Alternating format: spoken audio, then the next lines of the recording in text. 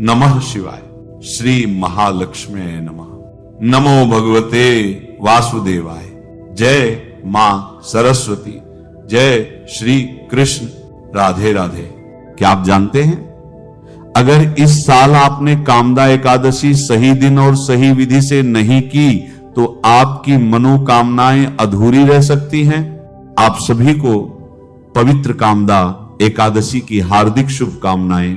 भगवान विष्णु की कृपा आप और आपके परिवार पर सदैव बनी रहे।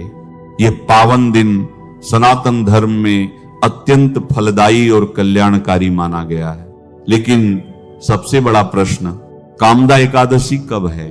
बहुत सारे लोगों के मन में भ्रम बना हुआ है। कोई 28 तारीख कह रहा है तो कोई 29 तारीख।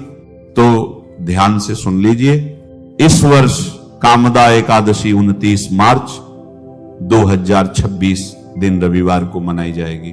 और अगर आप चाहते हैं कि आपकी हर मनोकामना पूरी हो, जीवन की परेशानियां दूर हो और भगवान विष्णु की विशेष कृपा प्राप्त हो, तो इस दिन कुछ विशेष उपाय अवश्य करें। क्योंकि शास्त्रों में कहा गया है, कामदा एकादशी का व्रत न केवल पापों को नष्ट करता है बल्कि मनुष्य की हर सच्ची इच्छा को पूर्ण करने की शक्ति रखता है। इसलिए इस अवसर को बिल्कुल भी व्यर्थ न जाने दें। आगे जानिए, कामदा एकादशी के दिन कौन से ऐसे चमत्कारी उपाय हैं जो आपके जीवन को पूरी तरह बदल सकते हैं। तो मन में किसी भी तरह का दुविधा ना रखें। दुविधा क्यों हो रहा है वो आपको बताते हैं। पंचांग के अनुसार जो एकादशी तिथि की शुरुआत है वह 28 मार्च को हो जाएगी। 28 मार्च को सुबह 8:45 से एकादशी शुरू होगी और ये 29 मार्च को सुबह 7:46 तक रहेगी। तो उदया तिथि के अनुसार 29 मार्च को एकादशी का पर्व मनाया जाएगा। 29 मार्च को ही एकादशी का व्रत रखा जाएगा। तो शुभ मुहूर्त क्या है, कब पूजा करें 29 मार्च को? तो देखिए, 29 मार्च को सुबह 6 बजे से लेकर सुबह 7:30 तक बहुत ही शुभ मुहूर्त है। इस मुहूर्त में आप पूजा शुरू कर लें। जो लोग सुबह जल्दी उठ जाते हैं वे सूर्योदय से पहले उठ जाएं, स्नान कर लें। स्नान करने के बाद अपने घर के मंदिर की सफाई करें और अपने घर के मंदिर में भगवान विष्णु और मां लक्ष्मी का पूजन करें। सूर्योदय के समय भगवान सूर्य को जल अवश्य अर्पित करें। जो लोग सुबह पूजन नहीं कर पाते, मान लीजिए आपका दैनिक क्रम सुबह जल्दी उठने वाला नहीं है, तो आप दोपहर के समय अभिजीत मुहूर्त में भी पूजन कर सकते हैं। तो भगवान विष्णु का पूजन करेंगे, मां लक्ष्मी का पूजन करेंगे और कामदा एकादशी है तो अपनी कामनाओं को पूर्ण करने के लिए भगवान से प्रार्थना करेंगे। ऐसा माना जाता है कि इस पवित्र एकादशी के दिन जो लोग व्रत करते हैं, भगवान विष्णु के मंत्रों का जाप करते हैं, उनकी कामनाएं तो पूर्ण होती ही हैं। पूर्व जन्म कृतम पापम, पूर्व जन्म के किए हुए पाप भी नष्ट होते हैं। तो इसीलिए हमारा जो प्रारब्ध है, अगर प्रारब्ध में कुछ गड़बड़ है तो वह अगर पाप नष्ट हो जाए तो इससे उत्तम क्या है। तो कामदा एकादशी का अगर आप व्रत करेंगे तो पाप कटेंगे। तो पापों को काटने के लिए, अपने जीवन के कष्टों को घटाने के लिए आपको कामदा एकादशी का व्रत अवश्य रखना चाहिए। और पूजा कैसे करेंगे, सरल विधि आपको बताते हैं जो हर कोई पूजन कर सकता है भगवान विष्णु का। जैसे सुबह उठें, स्नान करें, व्रत का संकल्प अपने घर के मंदिर में खड़े होकर करें और आप अपने घर के मंदिर में भगवान विष्णु और मां लक्ष्मी का एक चित्र या मूर्ति अवश्य रखें। मूर्ति मिलती है छोटी छोटी पीतल की, उसे लाकर रख लीजिए। आप अगर मूर्ति की व्यवस्था नहीं बना पा रहे हैं तो चित्र ले आइए भगवान विष्णु और मां लक्ष्मी का, वह रखें।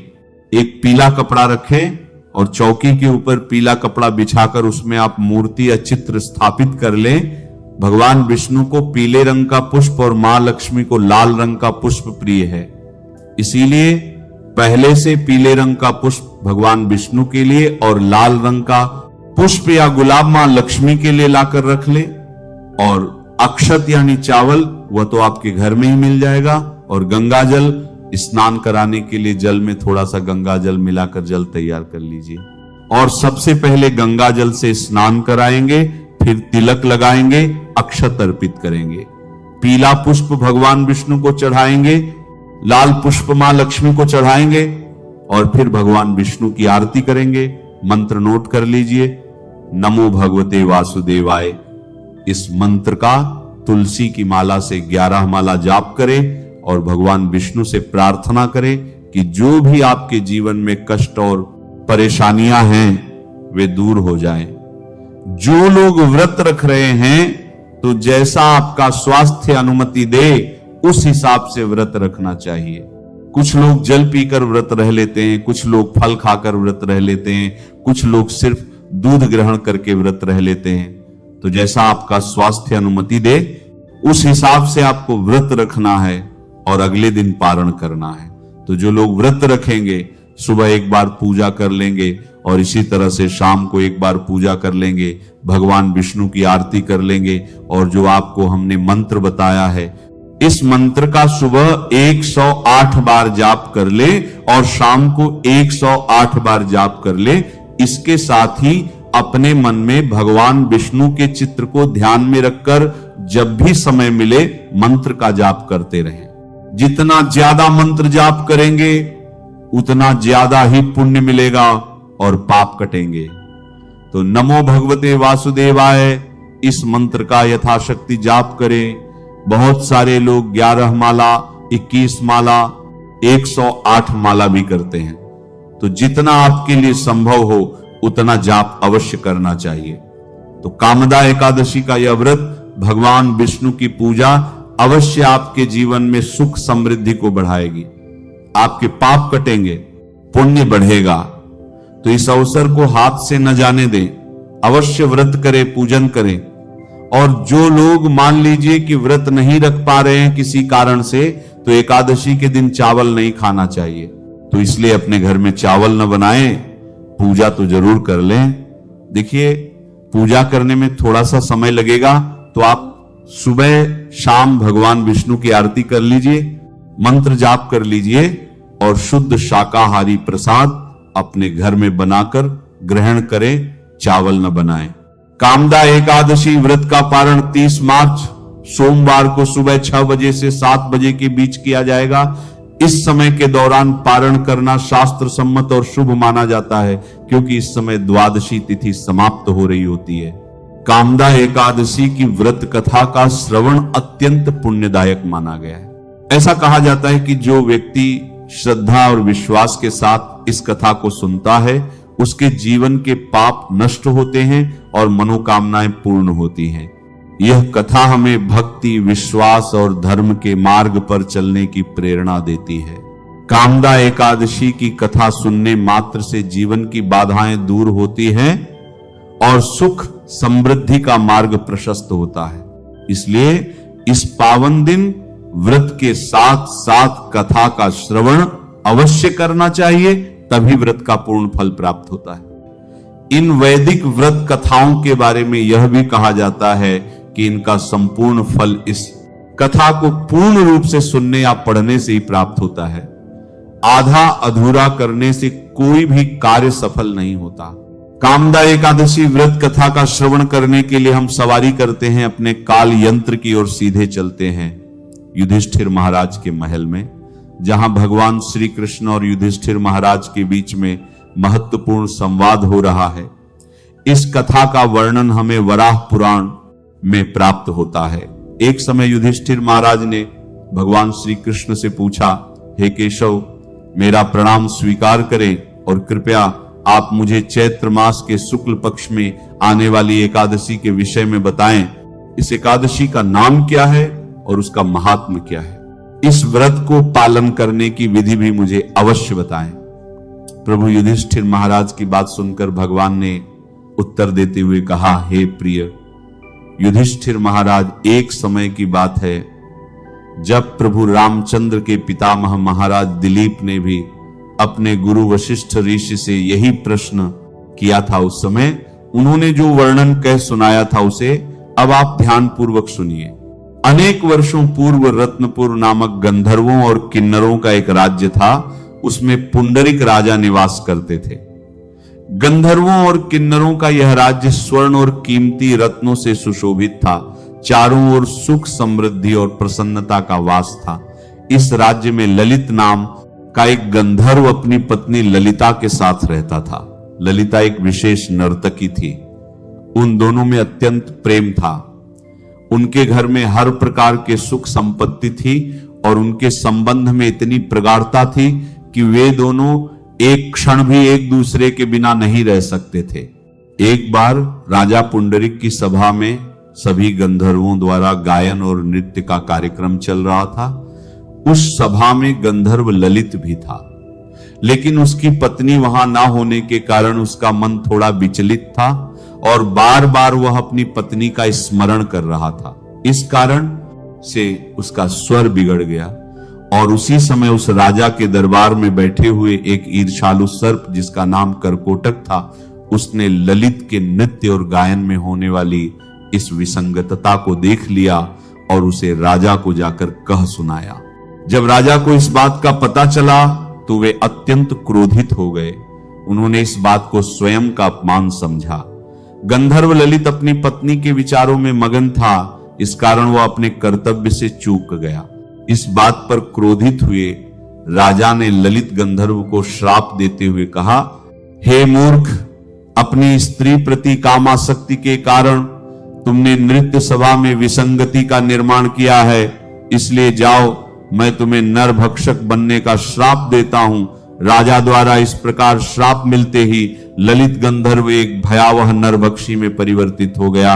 उसकी भुजाएं 8 मील लंबी थी, मुख एक विशाल गुफा जैसा था, उसके नेत्र सूर्य और चंद्रमा की भांति भयावह थे, उसके नथनों पृथ्वी के विशाल गड्ढे के समान थे, उसकी गर्दन पर्वत जैसी और शरीर 64 मील ऊंचा था। इस प्रकार नरभक्षी के रूप में ललित गंधर्व यातना भुगतने लगा।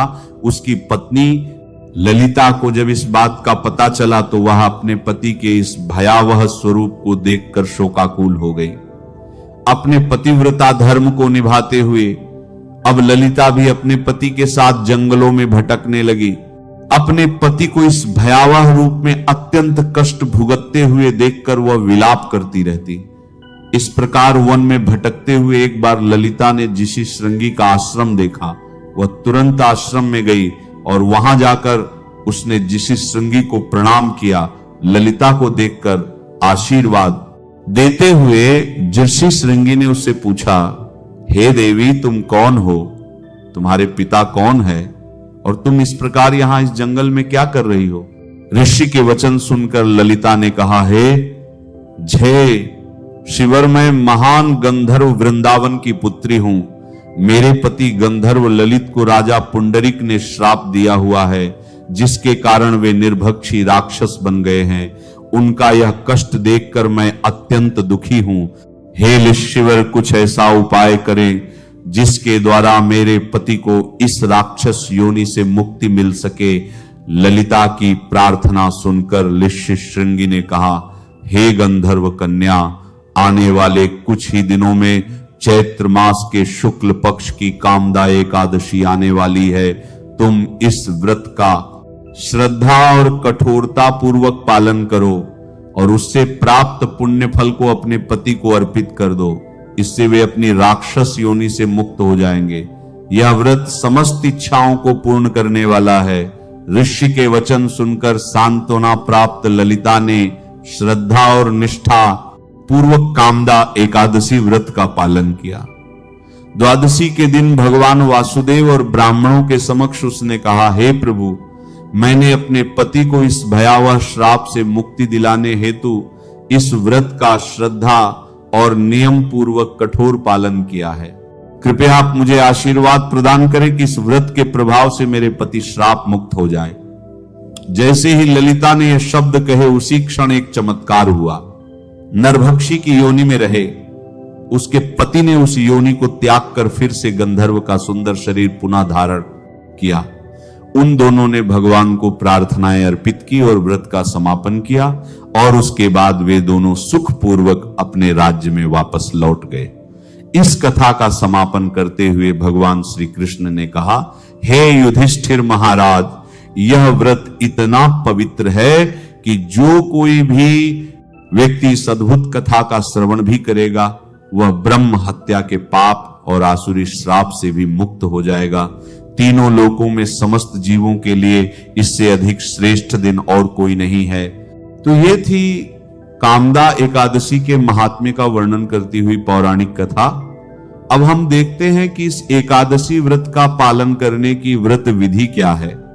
सामान्यतया लोगों में यह मान्यता होती है कि एकादशी के दिन केवल उपवास करने का ही महत्व है, लेकिन ऐसा है नहीं। एकादशी वे भगवान श्री कृष्ण को अत्यंत प्रिय है और इस दिन एकादशी उपवास के साथ साथ भगवान के दिव्य नाम का उच्चारण करना अत्यंत महत्वपूर्ण है। अब आप सोच रहे होंगे कि भगवान के तो बहुत सारे नाम हैं, कौन से नाम का उच्चारण करें? तो कलयुग के अवतार भगवान श्री चैतन्य महाप्रभु ने हमारे लिए यह कार्य अत्यंत सरल बना दिया है। एकादशी के दिन आपको सिर्फ एक ही अत्यंत सरल मंत्र का उच्चारण करना है और यह महामंत्र है, हरे कृष्ण कृष्ण कृष्ण हरे, हरे हरे राम राम राम हरे हरे। यह मंत्र कलयुग के जीवों का उद्धार करने वाला है। इसलिए एकादशी के दिन इस महामंत्र की अधिक से अधिक माला का जप करना चाहिए। एकादशी के दिन किसी भी प्रकार का अन्न ग्रहण नहीं करना चाहिए, चाहे वह दाल हो, गेहूं हो, बाजरा हो, चावल या फिर कोई फलियां जैसी सब्जियां। प्रयास करें कि अपने साथ साथ अपने परिवारजनों को भी इस एकादशी व्रत का पालन करवाएं।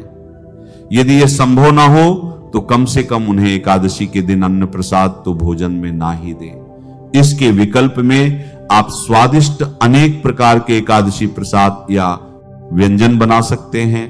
उन्हें भगवान को भोग लगाकर परिवार के सदस्यों को दे सकते हैं।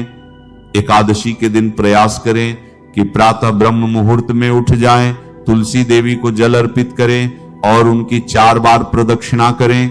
घर में आप संध्या के समय कीर्तन भी कर सकते हैं। इस प्रकार एकादशी के दिन संपूर्ण समय हरि भजन और भगवान के महामंत्र का नाम उच्चारण करने में व्यतीत करें और दूसरे दिन प्रातः पारण के समय पर किसी भी अन्न प्रसाद के साथ आप एकादशी व्रत का पारण कर सकते हैं।